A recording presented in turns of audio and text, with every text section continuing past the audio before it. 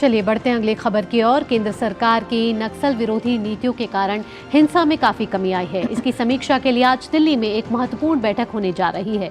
वामपंथ उग्रवाद पर होने जा रहे इस समीक्षा बैठक की अध्यक्षता गृह मंत्री अमित शाह करेंगे। इस बैठक में बिहार, उड़ीसा, महाराष्ट्र, तेलंगाना, मध्य प्रदेश, झारखंड, आंध्र प्रदेश, छत्तीसगढ़, पश्चिम बंगाल और केरल राज्यों के प्रतिनिधि भाग ले सकते हैं। ये वो राज्य हैं जो वामपंथी उग्रवाद या नक्सली समस्या से प्रभावित हैं। केंद्रीय गृह सचिव, केंद्रीय सशस्त्र पुलिस बलों के शीर्ष अधिकारी और कई वरिष्ठ अधिकारी के भी शामिल होने की इसमें उम्मीद है। इस बैठक का उद्देश्य नक्सल प्रभावित राज्यों के विकास के लिए केंद्र सरकार की प्रतिबद्धता को पूरा करना है।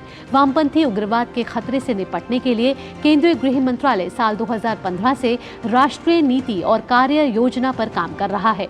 इस नीति से वामपंथी हिंसा में कमी आई है। सुधाकर दास हमारे साथ और जानकारी के साथ जुड़ रहे हैं। तो वामपंथी उग्रवाद पर बेहद महत्वपूर्ण बैठक।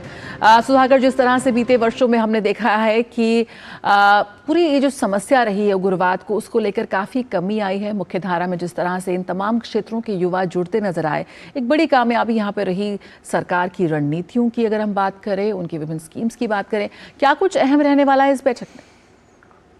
देखिए जय, सुबह 10:30 बजे ये बैठक बुलाई गई है और इसमें बिहार, उड़ीसा, महाराष्ट्र, तेलंगाना, मध्य प्रदेश, झारखंड, आंध्र प्रदेश, छत्तीसगढ़, पश्चिम बंगाल और केरल के चाहे सीएम हो या उनके होम मिनिस्टर हो या उनके प्रतिनिधि हिस्सा ले सकते हैं। तो कई राज्यों के मुख्यमंत्रियों ने अपनी हामी भरी इस बैठक में हिस्सा लेने के लिए। इसके अलावा केंद्रीय गृह सचिव, जो पैरामिलिट्री फोर्सेस के प्रमुख हैं, जो इंटेलिजेंस ब्यूरो हो या खुफिया एजेंसियों के प्रमुख भी इस बैठक में हिस्सा ले रहे हैं। तो एक जो निश्चित अंतराल पर ये बैठक होती है, तो उसकी वो माना जा सकता है कि एक पूरी तरह से एक ओवरऑल समीक्षा की जाएगी। लेकिन निश्चित तौर पर आपने जो कहा, बीते कुछ वर्षों में जो नक्सली हिंसा की घटनाओं में कमी आई है, वो एक तरह से जीरो टॉलरेंस का जो अप्रोच है मोदी गवर्नमेंट का, उसकी वजह से काफी हद तक वो लगाम उन पर लग पाई है।